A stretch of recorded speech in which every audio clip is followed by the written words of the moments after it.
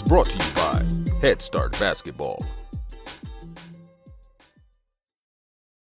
There are so many guys that have so much knowledge and so much intelligence, and I just take and look at what smart people have already figured out and cut my learning curve and try to make that applicable to what we do. So I find drills or things that I really like from guys, and maybe they're 1-on-0, and I just add a defender.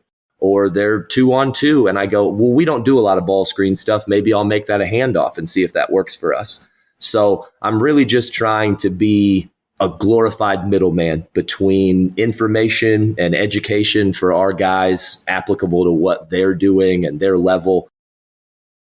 Jake Boyd is entering his second season as an assistant men's basketball coach at Eureka College. Previously, Jake coached for Illinois State University's Laboratory School, University High School in Normal, Illinois, for 4 seasons from 2019 to 2023. Jake also works in player development for Handel University and coaches AAU basketball for Beyond Ball Basketball, both based in Des Moines, Iowa. Jake began his coaching career with youth basketball programs in Iowa and Illinois after playing his college basketball at Dana College in Nebraska.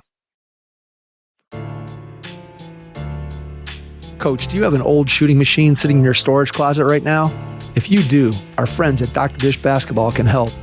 Trade in your machine, any make or model, in any condition, even if it's a competitor's model, and get $4,000 off the Dr. Dish CT Plus, equipped with advanced stat tracking, competition-based training capabilities, and the industry's largest touchscreen. Learn more at drdishbasketball.com and follow their incredible content at Dr. Dish B-Ball on Twitter, Instagram, Facebook, and YouTube. Mention the Hoopheads podcast and save an extra $300 on the Dr. Dish Rebel, All-Star, and CT models. Those are some great deals, Hoopheads. Get your Dr. Dish shooting machine today. Hi, I'm Dan Krikorian. And I'm Patrick Carney. And we're Slapping Glass. And you're listening to the Hoopheads podcast. Prepare like the pros with the all-new Fast Draw and Fast Scout. Fast Draw has been the #1 play diagramming software for coaches for years. You'll quickly see why Fast Model Sports has the most compelling and intuitive basketball software out there. For a limited time, Fast Model is offering Hoopheads listeners 15% off Fast Draw and Fast Scout.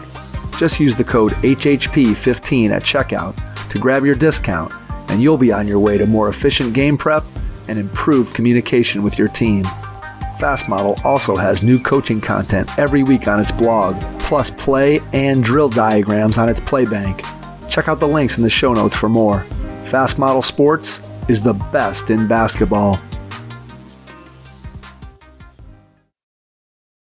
Grab a notebook and pen before you listen to this episode with Jake Boyd, men's basketball assistant coach at Eureka College.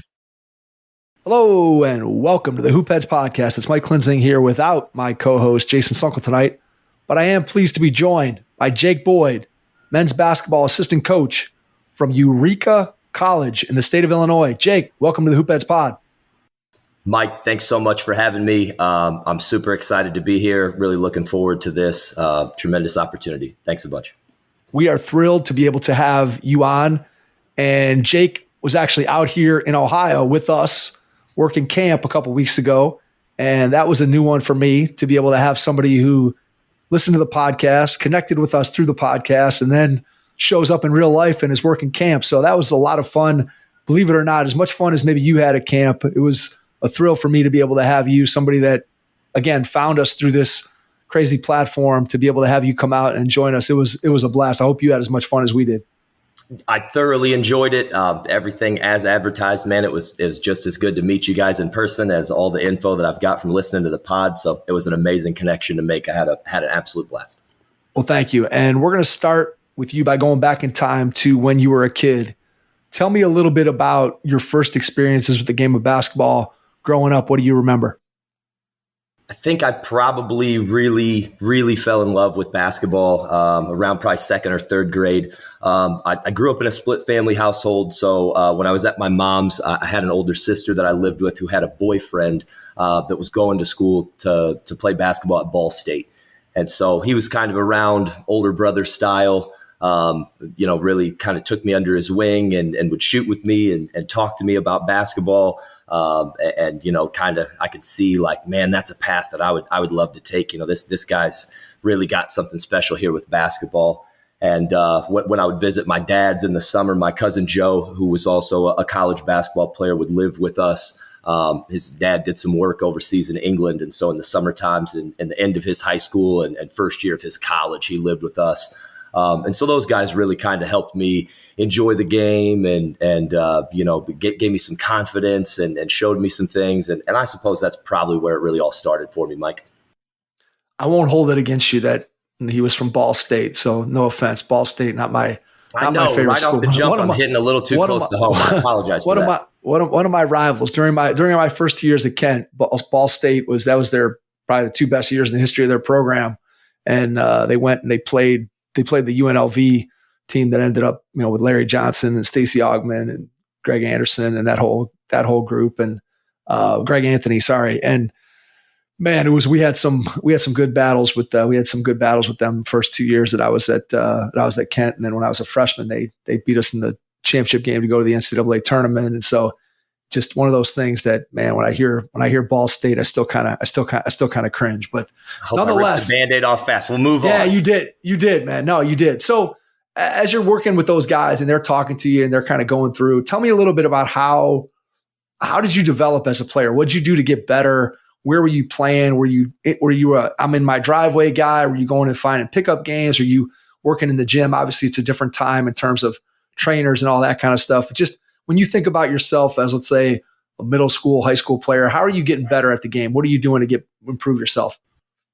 Middle school, I moved around a lot. I went to 4 different schools, and so basketball was kind of a nice way to make friends. I wasn't an amazing player, but I wasn't a terrible player, so it was usually always easy to get picked up.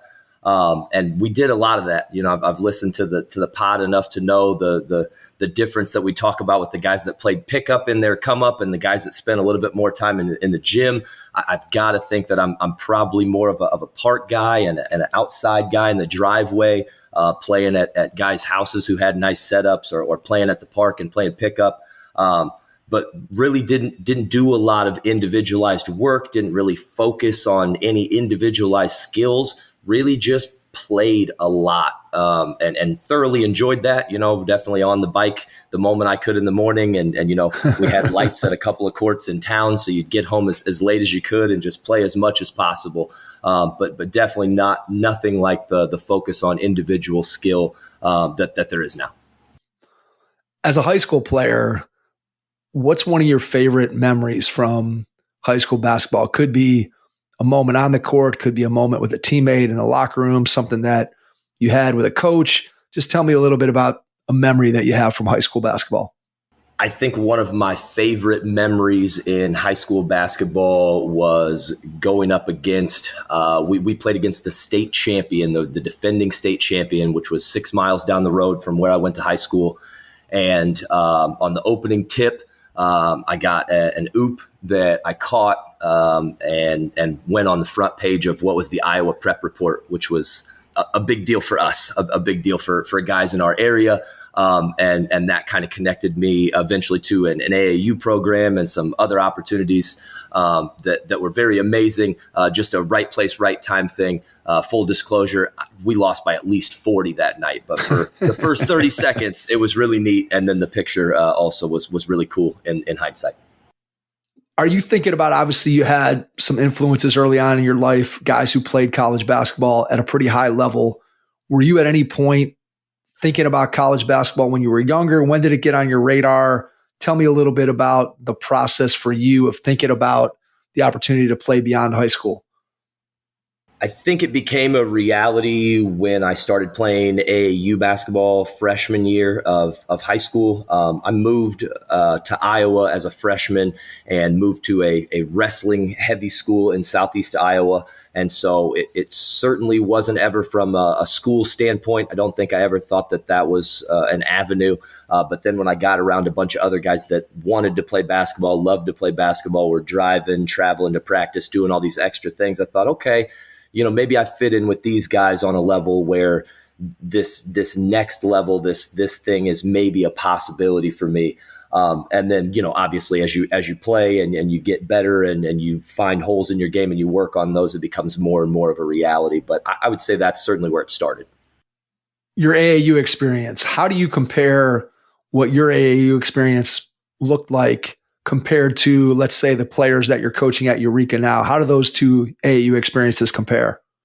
I was incredibly lucky with my AAU experience. The gentleman who ran the AAU program that I was lucky enough to play for was able to, we had a very special relationship, and he covered all of my expense, all of my cost. So my AAU experience is probably unlike almost everyone's in that regard, just because it's usually a large commitment for families, and especially now monetarily. And so my ability to do that, and then obviously all the things that I was able to experience in playing, I was also very lucky to be taken under his wing from the business side. So in order to kind of pay back some of the investment that he's making for me to play, I worked for them. So I would help with scheduling, referees, did some advertisements, helping to recruit players, schedule hotels, anything I could do to help. But as a freshman, sophomore, junior in high school, a very neat look at the business of AAU and kind of the behind the scenes. And you get to talk to some of these coaches and hear things that guys are talking about with recruiting. And you just, you kind of making notes in the background and in some of those conversations that you're privileged to be in. But my AAU experience, I guess, long story short, probably considerably different in those regards from anything my guys are doing, that are playing at Eureka. Yeah, absolutely. That trumps just about anybody's experience when you think about what you were getting from both a playing standpoint and then that opportunity to, as you said, go behind the scenes and do some of that work that, again, is typical for maybe somebody who's an AAU director or an AAU coach. Is coaching at all on your radar as you're going through that experience, or are you still just focused on playing at this point? I certainly, up until about my junior year, was very heavily focused on playing and developing and then helping on the business side, and definitely did have some interest in that and what the future might hold on that side. And then the director came to me and said, "Hey, I think we're going to expand and start to do some middle school teams. I would love to be able to lean on you and some of our other top guys to coach some of those teams." And immediately I was absolutely and just incredibly nervous to do that because I had never done anything like that before. As much as I fancied myself a halfway intelligent basketball player, I wouldn't have even known where to start as far as a coach was at that point. And so we got right into that, and I was lucky enough to have a great group of kids, amazing group of parents, and they were fantastic. And so for the last 2 years then of my high school AAU experience, I was also able to coach some middle school guys, and right away was like, I've got to probably find some way to work this into the daily routine. This is a pretty fun gig. Was it the kids? Was it the basketball strategy, competitive side of it? Was it a combination of both? What was it that was the most exciting, the most interesting part of it to you from the coaching standpoint? I think there were probably elements of all of it. My friends are some of the other coaches, so you're looking to, you're kind of talking with them a little bit, and you're having some competitive fun in the wins and losses, and talking about players and those connections that you already have. And then obviously working with those guys was amazing. They were, so willing to be coached. I think that's a big testament to our director in the program, that he found a lot of really good kids and a lot of quality parents, which is sometimes an issue in the AAU game then and now. Nobody's a stranger to that. And so I imagine it's probably just a healthy dose of both, being real comfortable around everyone and everyone kind of making it a more enjoyable experience for each other. It was just overall a great experience. So how did the AAU experience for you as a player, how did that lead to an opportunity for you at the college level from a basketball standpoint? I suppose like a lot of people in basketball and in coaching, through a couple of situations that stand out to me where I was incredibly humbled. I played on a not very good high school basketball team. No disrespect to those guys. We just didn't win a lot of games. And so playing AAU competitively and winning a lot of games was a new experience for me. And learning through some difficult times of people explaining to me when to take shots and how to do this and how to put yourself in a position to succeed and how to make other people better. I think I was kind of molded into a college basketball player that these guys knew coaches would like. And so I don't know that I was probably a very good prospect at all, but thank heavens I was around some good guys and some good coaches that gave me a lot of the knowledge that they had acquired over many years of coaching and experience, and certainly trimmed my learning curve down quite a bit, all the way to the point where, my AAU coaches and directors were on a lot of my visits and trips with me and had pretty in-depth conversations about what that decision was going to look like and what it was going to entail, because my dad was fantastic, but he said, you should go where you want to go. And that was about all the more input I got from that side. So I wanted a little bit more basketball input, and those guys were great with that all the way up to the finish line. What were the things that you were looking for? What was important to you? What was important to them? What kind of advice were they giving you? The things that were important to me were probably the things that are important to guys before someone with a little more sense comes in. I wanted to play. I wanted to win. I wanted a lot of things that you usually get after a while, right away. I think they did a good job of explaining to me and taking me out to some games and showing me some film and kind of explaining where I was physically and mentally in the game and where some of these other guys were. And they did a much better job of finding a good fit for me instead of me finding a place that I wanted to play, if that makes sense. I probably wouldn't have gone to the same place had I made my own choice without some of their input. When you eventually make the choice to go to Dana, mm-hmm. how do you come to that conclusion? What is it about that particular school, that particular program that attracted you, that attracted the guys that were helping you? What was it about Dana? I think the biggest thing was Coach Fear was there at the time, Coach Chris Fear, and he was wonderful. He was on the phone, one of the only guys. Guys were either, I don't want to say negative, but they either focused on what needed to be improved to be a factor there, or they were very compliment heavy. And I feel like in life, a lot of times the best recipe is balance. And I feel like Coach Fear really did that. He really complimented parts of my game that I knew I was working hard on and talked to me about how that could complement their team and provide me some opportunities. And then at the same time, he was very upfront about some of the things that I would have to clean up and do in order to be there. And I thought, well, if this guy can have some of those difficult conversations while also agree with me that like I've worked really hard and I'm good at these things, this is probably the best place for me, out of the opportunities I have. What are you thinking about in terms of a career as you head into college? Are you thinking already that coaching is where you want to end up? Are you thinking something else? Academically, where are you at in terms of your plan for what you're going to major in?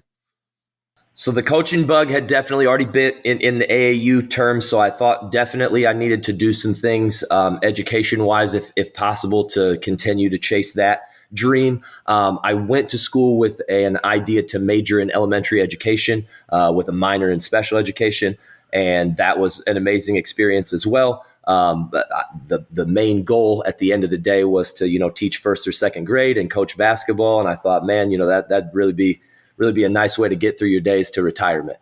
And so that's kind of what I started with. And then I also was lucky enough with Coach Fear to take over our interim, since basketball players had to stay there. I took a coaching philosophy class with him. And I think that's probably really what sparked my desire to delve into more coaching knowledge and coaching education and kind of making that connection between educating kids in the classroom and educating kids on the basketball floor. And kind of the wheels really started to turn for me, as I finished up my time there. What was the transition like from high school basketball to college basketball? What was that like for you? And how did it kind of set you up for the rest of your career there?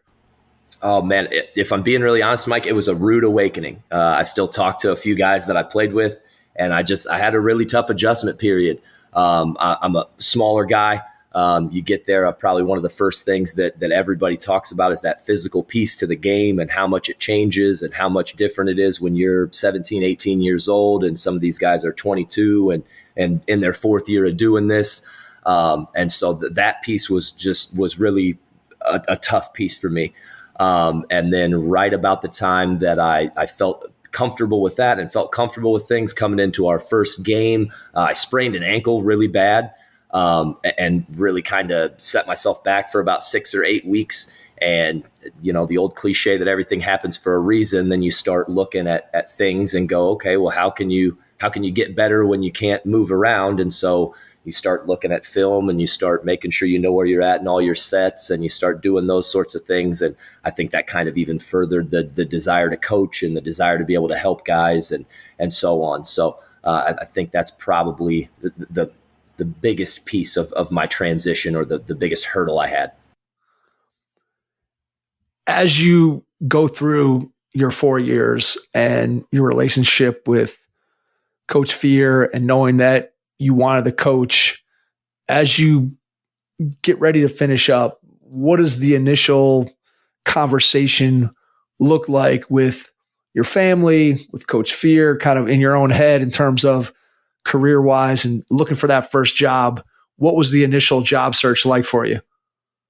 So I actually had to leave Dana early. After my second year, I had a family emergency, and I had to come home and leave school.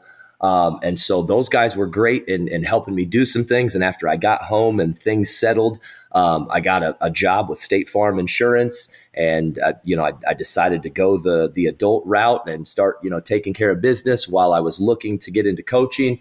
And so everyone was very supportive of that in my family. I reached out to Coach Fear. I'm not sure how many reference letters I asked for, but I'm pretty sure he obliged to all of them. And I eventually ended up taking a job coaching just at the YMCA. I was doing their travel program. They wanted to get into travel. And I was back home. Like I said, I was working at State Farm. I was in working out one morning early, working with a couple of kids that I had connected with through somebody at work, just kind of putting them through a few things. And the gentleman who was the director there asked, if I had any desire to coach. And I said, well, I kind of always have. And that was kind of the end of that. And we started rolling with doing the travel program there through the YMCA here in Bloomington Normal.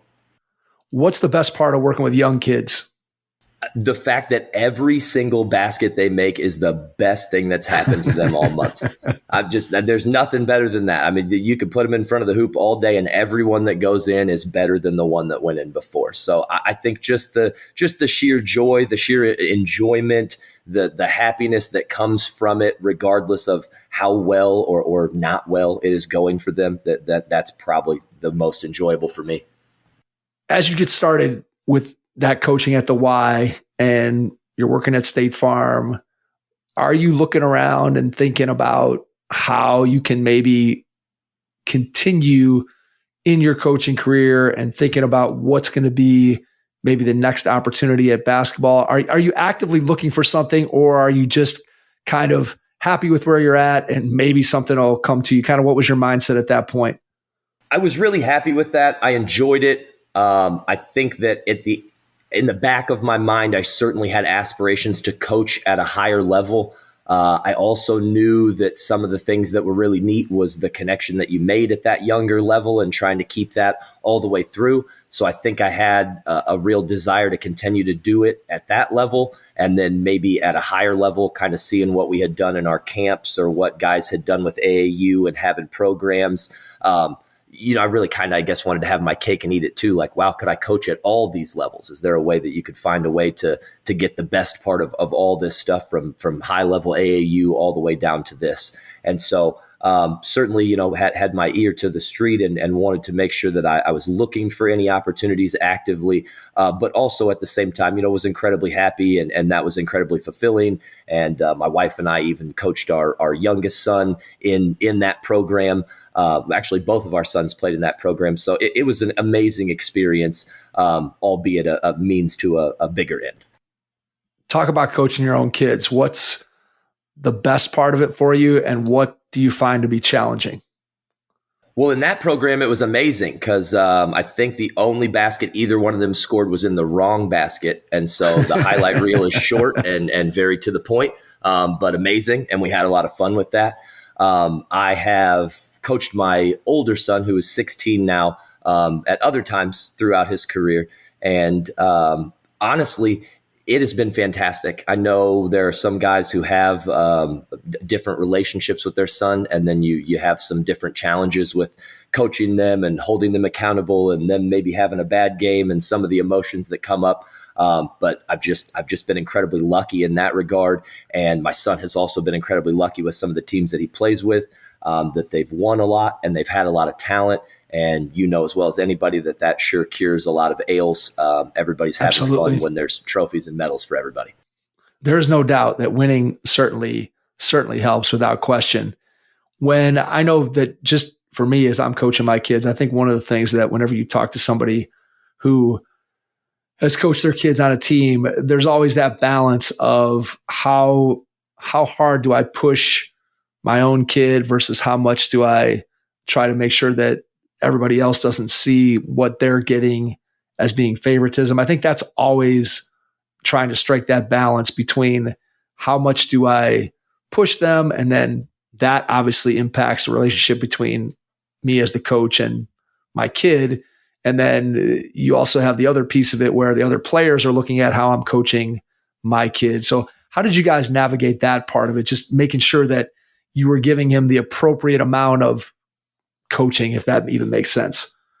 No, totally. I think that a lot of times when you're in the gym alone, the tone is a little bit different than it is there. And I think that just making sure that we had those conversations to echo that. I think there's a lot more love and a lot more support in the empty gym where we're there together. And then he understood that sometimes it is very convenient for me to be able to hold anyone else accountable if I can hold him accountable. Lucky for me, he must have got his smarts from his mom or somewhere else. So he picked up on that pretty quick and was really, really helpful to me in that regard, that he allowed me to coach him in a way that helped make his teammates better. And also, that made me better as a coach, allowed me to do some things. But it's a very interesting piece, and you're always in situations where, you obviously you love your child, but if you're in the game of coaching, you love all these other guys and you want them to have a great experience, but not at the cost of your son, and vice versa. And you see all that happen, and you hear people talk about it in a really negative light.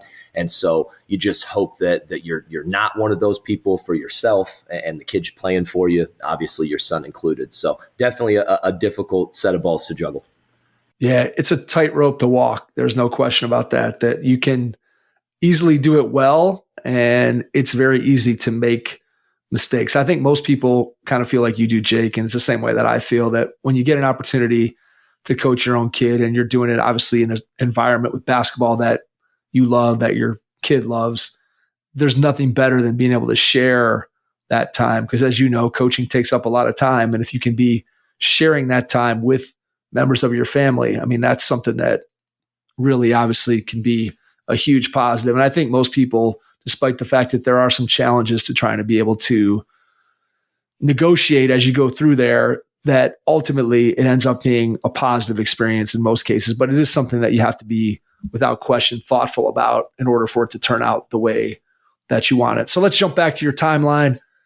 You're at the Y, you're coaching kids, you're building up that program, you're looking around for other opportunities, keeping your eye open in case anything pops up. What pops up next?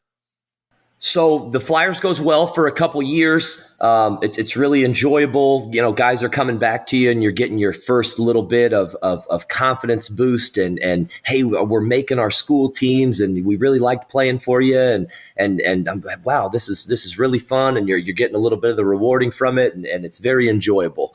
And there's another program in town who runs a little bit bigger outfit and has a few more teams, and they call. And a friend of mine was running their program, was running their 10 to 12 teams that they had to step away from the program, and gave my name to the director and said, hey, would you call this guy and see if he'd be interested? And so I'm offered a position here in Bloomington at Game Time Gym to be their director of their youth league, their youth program. And so I'm I moved over there. I got some kids that follow me from the Y, which is neat. I'm running their program. I'm coaching a couple of teams. I get approached by a parent to start doing some private training at a gym that they have at their home, and I'm really feeling like, wow, what a fast forward button. These are so many of the things that I hope to be doing in the future, and they're all happening with this new opportunity. And so that was absolutely fantastic. I met a lot more kids and a lot more folks in the community, and I did that for a couple of years. Incredibly fulfilling. Met a ton of people, had a ton of fun, coached at two very different levels. I coached a fourth grade team and then an eighth grade headed into freshman team, and just absolutely had a blast with it. And after my second year there, the owner of the building pulled me into the office and said, I'm not sure if you know or not, but my son is the varsity coach at University High School here in town. And they are looking for a freshman basketball coach. If you'd be interested, I'd love to give him your name. And I again, like we talked about, always looking for an amazing opportunity, and that sure sounded like one. So we connected.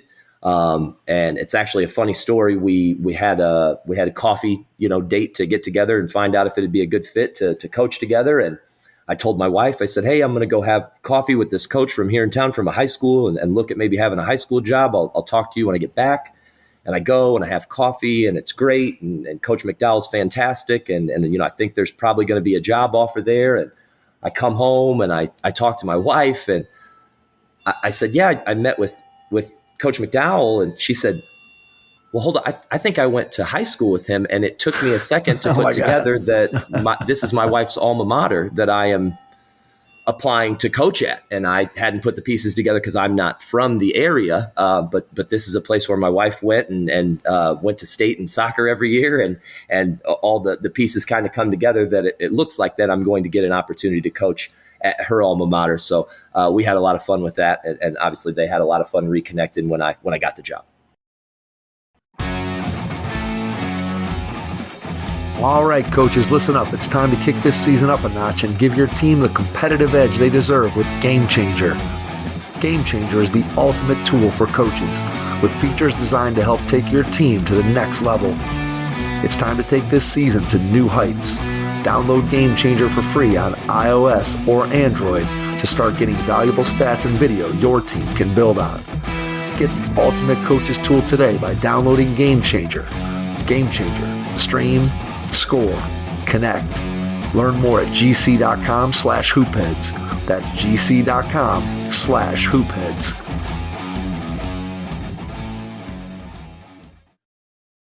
What's that like coaching a school team for the first time? Compare and contrast that with coaching on the AAU side of it. Coaching the younger kids was so much different than coaching at the high school level. I think it's just so much more development and so much more player focused. I think especially south of like fifth grade, you just really have to keep it fun for them. So many things are going to happen for them personally that you just don't want them to leave the game before they get a chance to see what it can do for them. And then obviously I think the middle school, you're just kind of more preparing them for high school and probably being a little more intentional about doing that. And then obviously on the opposite side of that coin, boy, U-High is not your average run of the mill high school.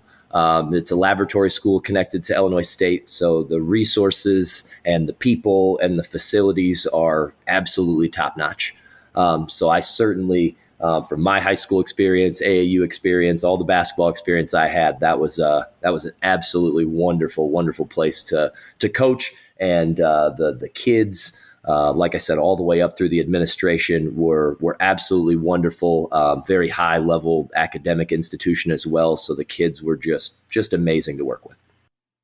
As you get into that and you're coaching at that level for the first time, how much do you feel like the reps that you got as a head coach in AAU helped you to be prepared for running your practices, managing your games when you're at the high school level? Because I know one of the things that I've talked to a lot of coaches about, Jake, is just that guys who spend a lot of time coaching, whether it's in their off season when they're early in their career coaching AAU, or somebody who like yourself starts out coaching on the AAU side where, again, maybe you're coaching 40, 50, 60, 70 games in a summer if you're coaching multiple teams. And all those reps just really help you to prepare as you get into more of the scholastic coaching, whether, again, it's at the high school or eventually the college level. So just talk a little bit about how those reps in those early years of coaching AAU, how that helped you when you got into coaching at the high school level. I think it really does help. To your point, I really do think I felt comfortable from the game side of things and the game coaching. I think my biggest adjustment was the practicing, not so much even the practice planning, but just what needed to be done. We tried not with a lot of our younger guys to run a lot of sets and to do a lot of those things, kind of just more motion and actions and reading those actions and what you do afterwards, because as a guy who loves to train guys and help them get better individually and in small groups on their way to 5-on-5, I think that it becomes very important to have those guys be in situations when you're training with them in a way that turns around and benefits them in the 5-on-5. And I think that it's different when you get to the high school level, because you have to focus more time on some of the sets or some of the defensive coverages or some of the things that they will need quicker when they may go to varsity. You know, some of those guys that I had right away as freshmen spent 2 weeks with me in the summer, and then they went and played JV or they went and played varsity. So I think a lot of the differences are some of the times and some of the things that you have to focus on in the preparation, where I definitely was able to call on some of my coaching experience from games, and it was very relevant once I got to high school. But I suppose long form answer was just a little different in practice and in development. All right. So talk to me a little bit about what you like to do when you're training players. Tell me about sort of the process that you go through with a player that you're working with. So let's say you have a new player, a new family that approaches you. Hey, Coach Boyd, we want to work with you in your training. Tell us a little bit about what you do, how you do it. Just give me the onboarding process and sort of how you design what you do. Because as you said, it's clearly different when you're training an individual player and trying to help prepare them to go back and be a more productive member of their team and whatever, earn a starting spot or improve their position on the team, whatever. You're focused on that individual and what they can do, versus when you're coaching a team. Obviously, yeah, you want every individual player to improve, but your greater loyalty is to the team as a whole and how those players can contribute, versus when you're training, your loyalty is to that player to try to help them to develop, to be able to be a better part of their team. So just tell me a little bit about your training philosophy and kind of how you go about helping a kid improve. What are the things that you do to bring them into your program with the training, and then just how you work with them? I think it's super important right off the jump to just make sure you know what their goals are and where they're at as a person to start. I think it's also pretty important. I like, if at all possible, to get either from the parents or from them some type of idea as to what they're going to do for the team they are trying to improve for. Are you trying to work on passing for your AAU team? Are you trying to clean your shot up a little bit for your high school team because it's going to get a little faster next year? Which just helps me spend the most time focused on those things. I know everybody wants to expand their game and do those things, but I think it's super important to spend the appropriate amount of time on that. You know, if you're only going to shoot 23s all season, we probably shouldn't spend half of our sessions shooting threes. It's a disservice to you and your folks' money and my time and everything else, as opposed to, I think the more calculated you can be about what their intention and what their goals are and what their role is, you can really serve them a lot better. And then obviously you can really delve into exactly how to go about doing that. I'm certainly a big proponent of as little 1-on-0 as I can get. I know there's some benefit to that stuff, and I certainly do like it. And I've spent a lot of time with guys in that realm. But if I can at all, I love to get, like level guys in there, 2-on-2, 3-on-3, play with a defender, figure some things out. Because at the end of the day, you're trying to succeed in a 5-on-5 game with a lot of moving bodies, and 1-on-0 reps will just only take you so far. That decision-making, I think, is something that is really, really important. And it goes to something that I always find to be sort of interesting. And it's a conversation that we've had so many times here on the podcast, just about when you think about going 1-on-0 and working on a particular skill. And you'll see that, again, if you watch Twitter, you watch any kind of social media, Instagram, and you'll see trainers putting stuff out there, and you'll see guys going 1-on-0 or going against a cone or going around a chair or whatever. And when you see that, it always looks really nice, and it always looks really clean. And then you think about going 2-on-2 or 3-on-3 or even just 1-on-1, and the difference that in terms of appearance of how that looks. Because again, clear, if you're going 2-on-2 or 3-on-3 or 1-on-1, there's going to be a lot more missed shots. There's going to be a lot more dynamic environments where kids are going to make more mistakes than they are when they're just going against a cone. And yet, when you start talking about how does that translate, I mean, clearly it's going to translate better when there's a defender in front of somebody when you're working on a particular skill. Because again, basketball, so much of it is, there is the ability to execute the skill is important, but you also have to be able to execute the skill in context, which means I have to, first of all, know, well, when should I do this? And then two, once I know when I should do it, can I do it based on what the defense and my teammates, and there's just so many pieces that go into the decision. I think the less, as you said, the less 1-on-0 that you can do, ultimately, you're probably going to be better off, and it's going to be more beneficial as you're trying to put together a plan for a player, or let's say a small group of players. What's the planning process like? I know you mentioned that you're talking to the kid, you're talking to their family about, hey, what kind of role do you think you're going to play? What are you going to do? But then when you're going to actually sit down and think about, okay, I got to have this kid for an hour, what are we going to do? What does that process look like for you in terms of sitting down and planning it out? Are you coming to the training with a written plan? Are you sharing a written plan with the player? How do you go about just kind of devising what you're going to do in that given hour? Boy, I could go on this one for a while. This is probably my favorite thing to do. I took something from Coach Fear in our coaching philosophy class that really kind of stuck with me to this day, where he was talking about, if you have a 2-hour practice, in my opinion, you should plan for 2 hours. You should put as much time into planning as you're going to be on the floor with them. Now, obviously, at some points in time, that becomes a little bit difficult. But as a rule of thumb, I like to do that. Then I feel like I'm prepared. I feel like I've given some thought to what we're going to do. I'm pretty intentional about it. I've looked at it and touched it enough times that I can be pretty fluid with it and not take a lot of time away during that time that I have with the player.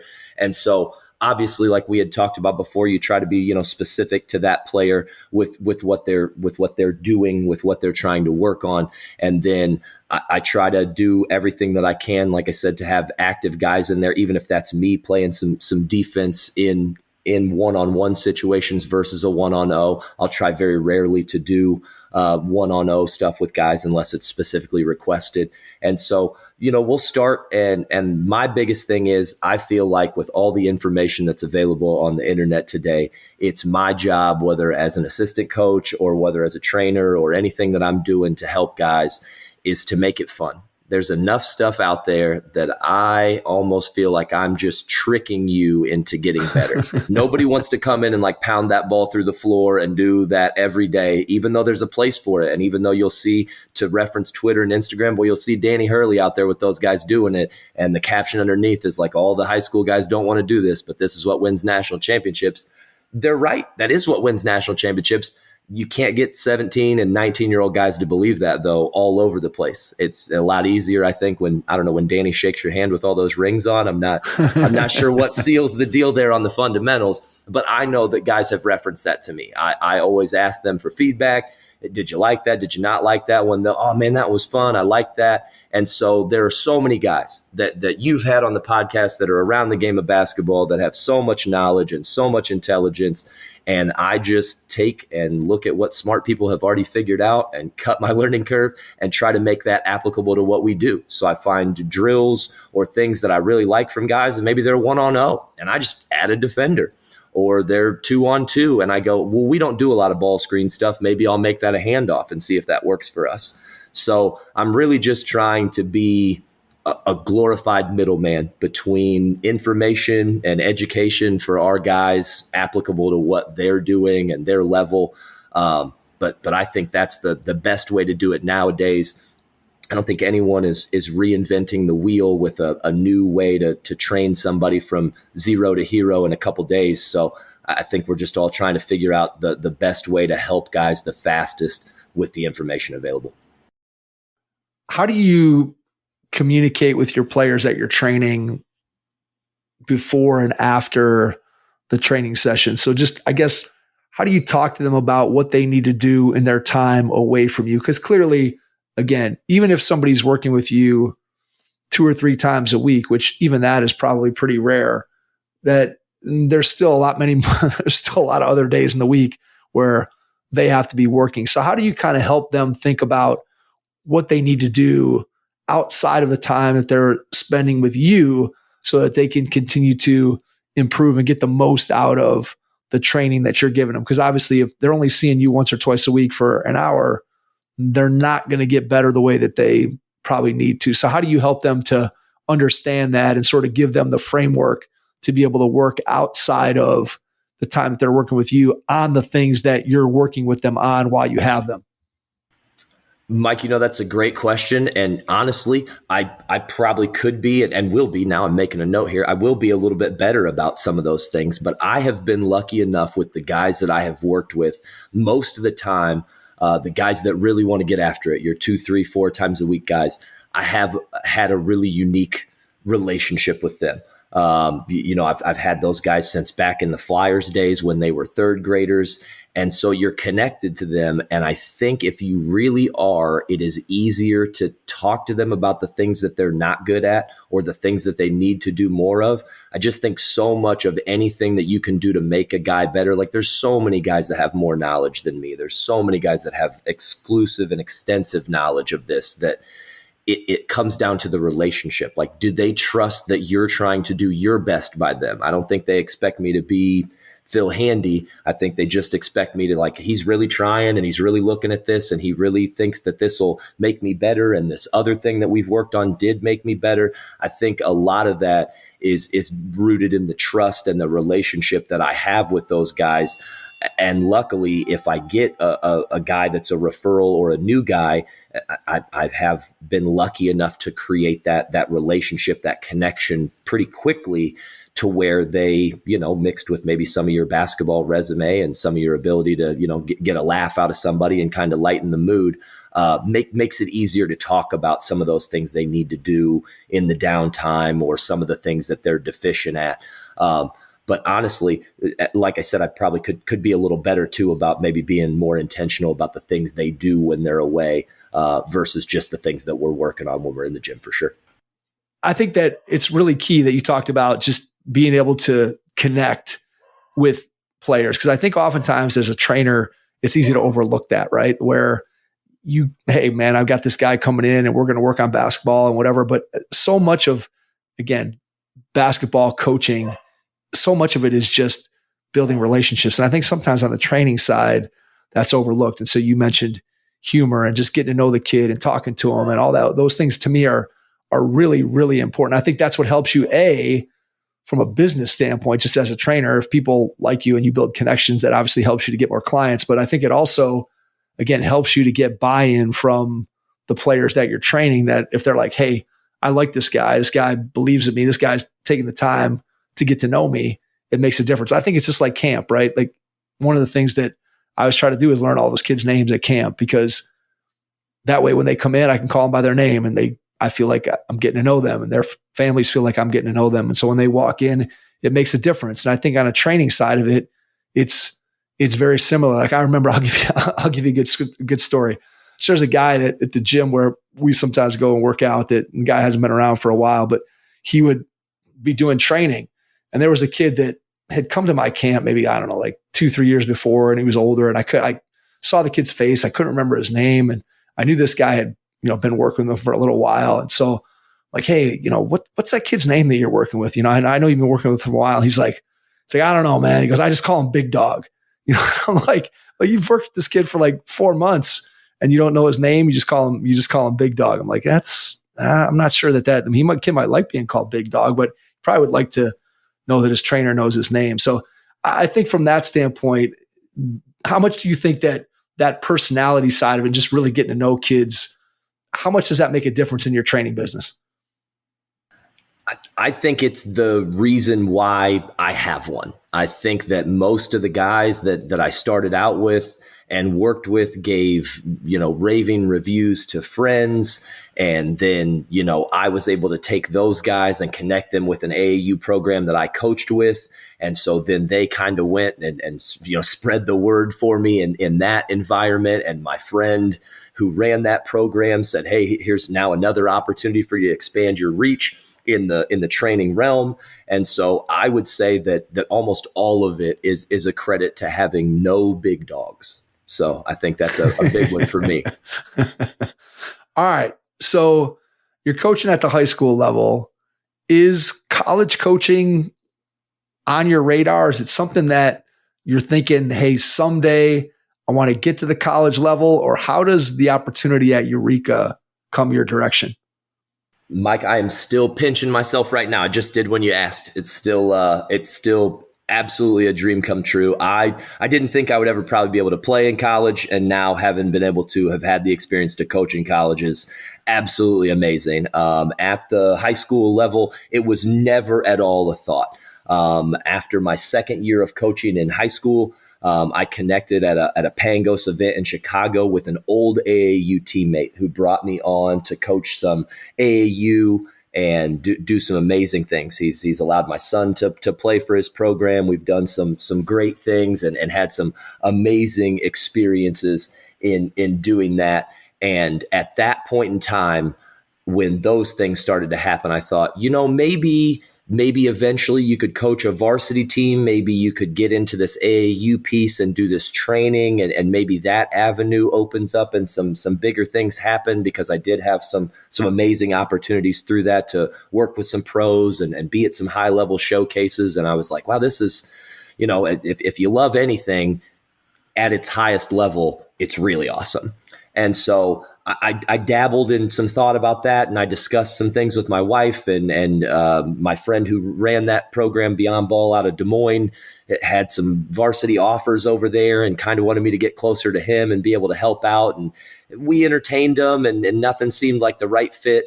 But to answer your question, it was no place on the radar to coach in college. And so I suppose it came about. And like a lot of my stuff does, just connections and relationship. When I very first started coaching the Flyers, one of the kids that I was working out real early in the morning was the older brother of a kid who played for me with the Flyers. And those boys' mom is now the assistant coach, or one of the assistant coaches with me at Eureka. We coached together a little bit with the Flyers. She helped me out.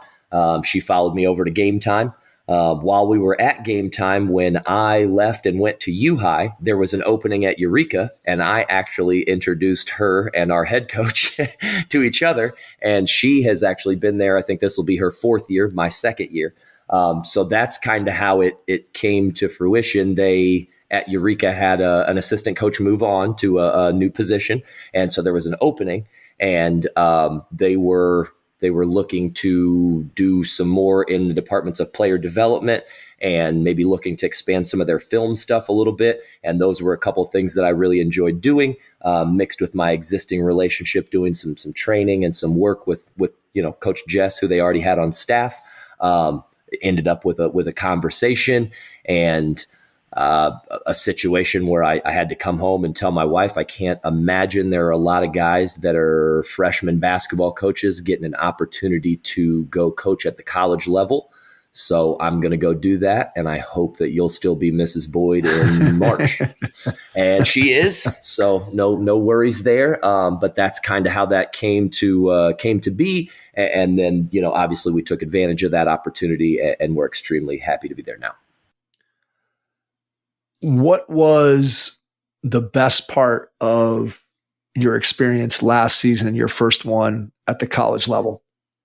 Honestly, I would say every part of it. I'm sure that your fourth and fifth and sixth year, doing the laundry, but like I was excited to take 2 bags of laundry home and do the practice gear, I doubt that 2 years from now it will be as exciting. I'm sure that will wear off. but every part of it was so new and so exciting and challenging. And there was something new every day. And I was so eager to learn and probably a little bit to prove myself that I belonged there and I could help. And a lot of those things that you have when you make a jump like that, albeit I'm not sure how often that sort of jump happens. But I loved it. And coach was great. I learned a ton. I came in at an amazing time. We went to Canada in the preseason. We're a D3 that's lucky enough to play, 3 D1 schools every year. Had a bunch of very unique experiences in my first year. And even without those would have been awesome. So I had a great time with everything. Where do you think that your learning was the greatest? In other words, in what area of coaching do you feel like you learned the most during this first year? I think I learned the most about how important the time is. I think in high school you can waste some practices. I want to say that quietly because I don't want anybody to I didn't not show up for practice, but sometimes it's just not as big of a deal to do some of those things where every minute of every practice seemed to matter a lot more. Everything was much more intentional. Everything was so much more meaningful as far as the time was concerned. It always seemed like we didn't have enough time. I guess maybe that's a better way to put it, where in high school, I was like, I got plenty of time. And these parents are awesome. If I need to take an extra 10 or 15 minutes, with end of practice, they're super supportive. Their kids want to be in the gym. In college, I'm thinking, man, I got to get these guys out of here. They got 7 a.m. class, or they got to get to chow, or the time management and the time was so much more important. Yeah, it's interesting. I think that when you start talking about college basketball, and especially at the Division III level, where they added the 8 days last year, which I know every Division III coach that we've talked to is just ecstatic with the opportunity to be able to get their players in. It's funny because the number of coaches that I had, Jake, told me, they're like, yeah, you recruit these guys, you're talking to them all the time, you're talking to them, and then all of a sudden they get to campus, and part of the reason why they've come to your campus is because of basketball. And suddenly now we can't talk to them until the first official day of practice in any kind of context surrounding basketball. And so I know that everybody's excited about those 8 days, but it's also just, again, because there's such limited access to the players for the coaching staff, that to your point, I do think that the time that you get on the practice floor is extremely valuable. And then you start talking about the academic piece. And as you said, making sure that you're getting your guys in class, and then depending upon what their majors are and what time you practice and whether there's labs and all these different things. And obviously Division III, the academic piece of it is a huge part of it. And so I think you're 100% spot on that the time is so precious and valuable. And I think about the experiences that I had back when I was playing college basketball a long time ago. And then just from all the guys that I've talked to on the podcast, the amount of preparation, it goes back to what you said a little bit ago about, hey, you got to plan for as long as whatever the practice is, whatever the training is. I think about the amount of prep and just planning that goes into a college practice. And as a player, it's something that I don't think you ever really necessarily understand. It's like, coaches show up at 3:00 and we're going through practice and we're doing this, we're doing that. And players, I think oftentimes, they're probably smarter now than they used to be, but I still think in a lot of ways, players just kind of take it for granted that they don't see what is going on in terms of the prep work to make sure that the practice is being run the way that it's supposed to. So can you tell me a little bit about how did you guys plan practices? Was that just coach doing the practice planning and then sharing it with you? Was there meetings? How do you guys get input from you two assistants? Just what's the practice planning process like? So coach would do a lot of the preliminary practice planning and then would leave us blocks. And so I was lucky enough to be able to do a lot of our player development stuff. Coach Jess is real savvy in like the strength conditioning, the stretching stuff. So we would usually start practice. So we'd have anywhere between like the first 30 and 40 minutes of our practice. Coach is going to do some stretching, some stuff that she likes. I would usually come in afterwards and do some player development stuff. In the office before practice, we're going to probably talk about those sort of things, or text messages throughout the day and things like that. Coach works away from campus as well as I do, but Coach Wilde's on campus, so a lot of times we're texting earlier in the day about some things we've seen on film, some things he wants to work on, something specific to an opponent we have coming up in our individual blocks, and then we would kind of solidify that stuff and let him know early in the season, hey, this is what we're kind of planning on doing, this is what we're thinking about. And he would, give that the okay, maybe, hey, well, what about adding a defender, give his 2 cents, which was great. And then, the second half of practice was more specific to exactly what he wanted to get in and what he thought he had to have accomplished. And he would kind of flip roles and say, hey, I need you guys to help me watch the offense, or I need you to take the third team over here for this. So you kind of preliminary meeting before practice. But at the same time, one of my favorite things was I never asked a question I didn't get an answer to. He was a wealth of knowledge as long as he's coached there at Eureka, I think for 17 years, and then did 10 years around some Division I's before that, and was more than willing to share that. But then also, probably the coolest part for me was that he was more than willing to kind of give me the keys to the car and go, yeah, that's your 20 minutes, and let me do some things with it. And I don't know if I did right by the guys with some of it, and some other stuff. They all came up and said, man, we really like that. Hopefully we let us do that again next time. And so I probably learned more from everyone than anybody got from me. And I suppose that's unfortunate for them. But again, an amazing experience for me in something as small as practice planning and all the things that I learned in just those pre-practice meetings and just his takes on things. Oh, that'd be great. But actually, normally we pass the ball from that side of the floor. So what if we just flipped your drill? And so that piece was a great learning experience for me, all things considered, just a small part of everything we did, though. Understood. How about what role did film play for your team? And then kind of what did you do in terms of your role, whether it's watching film, sharing it with the players? How did you go about doing that with the film with your team? Film was great. That was another thing. So many of these things, obviously, in reference to your earlier question, are a step up from your high school needs and necessities to the college game, whether that be recruiting or whether that be the practice planning. And then when you talk about film, we did, some in high school, huddle, a lot smaller, a lot lesser. And then we got to use Synergy, which was absolutely amazing. I can definitely see why all these guys are all over the analytics and all over the stats. The things that you can see from that now, just like the information on the internet, obviously you can get lost in the weeds and it can get very complicated. But it was one of probably my top 2 or 3 favorite things that changed from the high school game. And so we would just kind of split our stuff between the 2 assistants. It worked pretty well for Coach Jess would do most of our weekday games. So our Tuesday or Wednesday game would do the film the day before for that.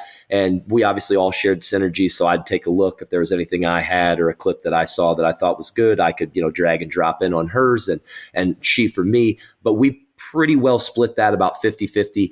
And then coach would always give us kind of input. Hey, from what I'm seeing, this guy's doing a lot of this. Can we find some clips of this guy doing this so we can point that out?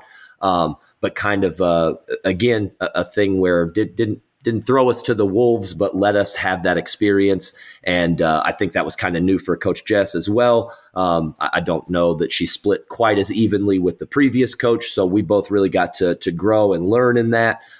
But I really, really enjoyed that piece. I thought that was a really neat way to be able to help some of our guys who were maybe deficient in something that you could help them be efficient in with the way they guarded a guy or the way they took advantage of him defensively. And so I really did enjoy that part of the breakdown and then leading those film sessions for our guys and doing those things. It was one of the opportunities where I did feel like I could help and I wasn't taking more than I was giving. So that was nice. Yeah, that's cool. I mean, I think to be able to sit down, and it is amazing synergy. I always think back to when I first started coaching and when I was playing, and you're using VHS tapes and you're hitting the rewind button, and it's just, you're trying to get to where you want to go, and you're seeing the same play like 7 times before you can actually get to the one you want to see. And it's just, you can be so much more efficient now with the tools that we have. And to your point, same thing with analytics and just being able to break down film and being able to utilize it in a way to be able to help teams, but also to help your individual players to be able to get better out on the floor. How did you guys handle the leadership piece of your team, and how do you try to develop the leaders? Because I think at the Division III level, clearly where the offseason is a time where the coaches are not as involved and they have to kind of put the trust in, hey, our players got to be able to get out there and work on the things that they need to work on to improve, to eventually make our team better. And from talking to a lot of Division III coaches, so much of what ends up being the off season is sort of directed by the leaders of the team. And obviously throughout the course of the season, leadership's important too. So just how do you, as a coach, think about leadership? And then how did you guys collectively as a staff try to develop leaders within your program?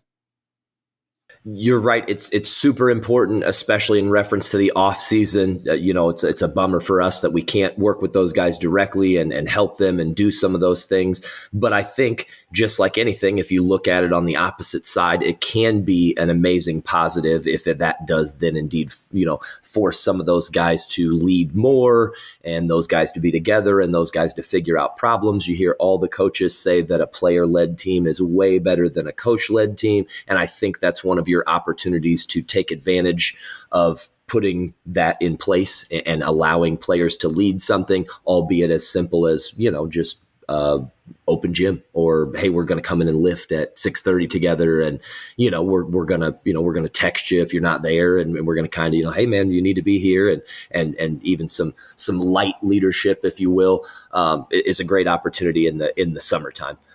During the season, we were lucky enough, and I think, obviously with the portal and a lot of things that go on and Division III being its own unique being by itself, we have shorter term players than we've had before. And obviously I've done a short stint, so I can't speak from a ton of experience, but our 2 leaders last year were transfer guys, 2 of our guys that are our most productive offensive and defensive players, and the guys that we're looking to, when things kind of go sideways are these older guys that have leadership ability and desire. And so I think that a lot of times, not that coaches don't develop leadership and have to work through some of the difficult times of allowing kids to be leaders. I think a lot of times you get lucky that people are good in leadership, and sometimes the biggest favor you can do for them is to just get out of their way and allow them to do that. And luckily, in the time that I've been there, we've had some guys do a really good job of that. There hasn't really been any issues, that have stemmed from a lack of leadership, in my opinion. To go along with that, how do you develop the camaraderie between teammates? What does that look like? Is there anything that, again, for you, thinking back to your experiences, the high school AAU level, and then kind of what you saw this past year at the college level, what do you think are some key things that coaches can/should do to make sure that their players are bonding together and being good teammates? How do you kind of approach that piece of it? I think we kind of touched on that before. I think everything that you can has to be fun, right? Like some of that stuff is just dirty stuff. Like the weight room and throwing around a bunch of weight is probably just not going to be fun. Charge drill is you can make it as fun as you want. You can hoot and holler. It hurts. And a lot of that stuff is hard. So I think anything that you can do to add some fun, to lighten the mood, to make things enjoyable for the guys really helps. I think, being the butt of the joke, man, being okay with being a guy who does something goofy, be okay with, dribbling it off your foot in front of everybody and everybody having a laugh and a lightening of the mood at your expense, I think is just an easy way to get there and make sure that those guys don't get overwhelmed by how difficult of a job that they're trying to do. Just anytime I can. And again, obviously easier for me from an assistant standpoint, coaches worried about 900 things under the sun. I think my thing is just to come in and, hoot and holler and be positive and make it fun and bang into them a little bit and try to help them when I see something. I mean, my job is the easiest and most fun in the world when you're comparing it to a head coaching. Yeah, there's no question that as an assistant coach, you have a different role. I mean, that's the honest truth is, right? Yeah. You're charged with, again, bringing that enthusiasm. You're charged with trying to make it fun. You're charged with sort of being the ear that a player can go to maybe when they don't want to go to their head coach, and you can have those conversations. And the relationship just is, again, it's different when the head coach determines the playing time. That ultimately, I think, does change sort of that relationship that an assistant can have with a player versus what a head coach can have with a player. And so I think that anytime you start looking at what are the relationships like between coaches and players, you have to look at, okay, what role is that particular coach? And then what kind of role is the player in? Because clearly there's a different role or a different relationship between a player who's the star on the team and a player who's towards a guy who maybe doesn't play as much. You have to, as a coaching staff, you have to show both of those guys that they're valuable and important parts of the team and build relationships, but sometimes you have to do it in a slightly different way. When you look back over the course of this season and just what you were able to experience in total, what's something that when you look back, you think, oh man, at the beginning of the season, I wasn't really very good at that, but man, over the course of the year, I really started to pick up on it. Now I feel like it's something that I've gotten a lot better at over the course of the season. I think a big change for me was a lot of our sets and our offensive stuff. I've always been a guy that was really well prepared and really well studied and really felt like I knew my stuff, upside down and backwards. And coming in and having all of these duties mixed with that, I had a hard time. And then throwing that player development piece in there, I felt like I struggled at the beginning to know what we were doing and then be able to translate that to my player development stuff at the beginning of practice and make sure it was connecting well. I knew my drill would maybe make us better shooters, but where would that come from in our offense? Should I use it this way? Should I do that? And then obviously as the season progressed and we started to run more things and I started to see more guys and I started to know what they did better, I feel like at the end of the season, we had a couple of times where coach was able to handle some other things that needed to be handled and I was able to run that session completely by myself. And so I would assume that is a testament to the fact that connection and those sort of things got better and my knowledge and abilities kind of grew over the season. So that's probably one of the most glaring ones that would stand out to me as far as, deficiency to efficiency. Yeah, that makes a lot of sense. All right. Before we wrap up, I want to ask you a final 2-part question.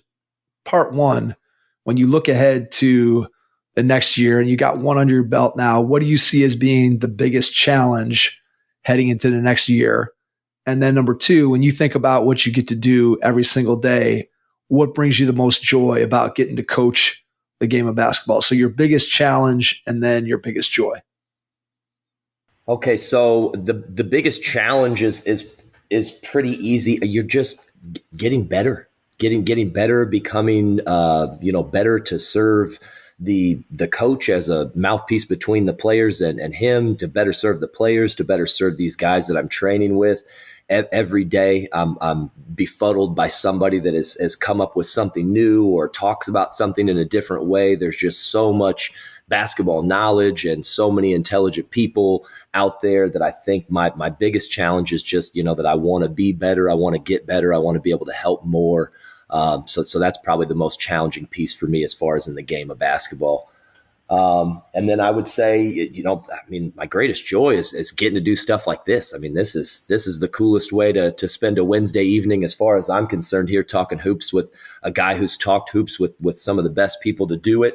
I have a very amazing situation, with support from my wife and kids, and I've been able to coach them, and basketball has treated them so well that I think my biggest joy is just how wonderfully basketball has treated me in all facets, and hopefully whatever I'm doing, I can keep doing it, and it'll keep doing the same for me. It's amazing, the game of basketball, when you think about just the impact that it's had on your life. I know the impact that it's had on my life, and I just think about all the people that I've been fortunate enough to come in contact with over the course of my time in the game, and just the number of people that share that same sentiment that you just shared, that, man, to be able to be a part of the game, and then consequently be a part of the people who are part of that game, and then the relationships that grow from that, I think is really, truly amazing. And I think that's very well said, Jake. I want to give you a chance to share. How can people connect with you?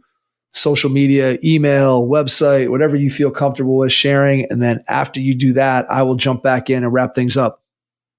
Sure thing. Again, thanks so much for this. What an amazing experience. I had an absolute blast. The easiest way to get in touch with me, social media, Coach Boyd 3 on X or Instagram, if you want to catch me there. Coach Jake Boyd at iCloud.com if you want to do email. And I love connecting with guys, love to share anything from drills to ideas to offense and defense, anything you want.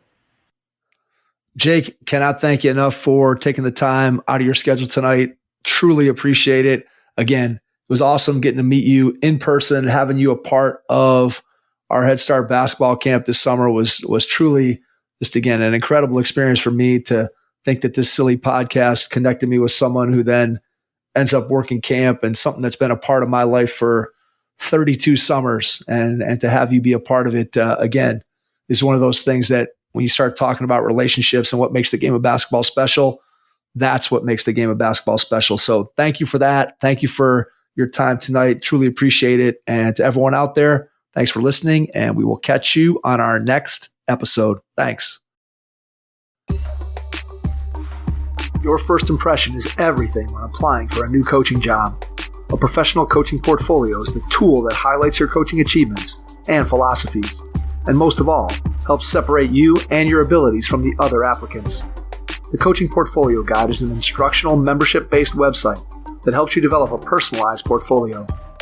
Each section of the portfolio guide provides detailed instructions on how to organize your portfolio in a professional manner. The guide also provides sample documents for each section of your portfolio that you can copy, modify, and add to your personal portfolio. As a Hoopheads Pod listener, you can get your Coaching Portfolio Guide for just $25. Visit coachingportfolioguide.com/hoopheads to learn more. Thanks for listening to the Hoop Heads podcast, presented by Head Start Basketball.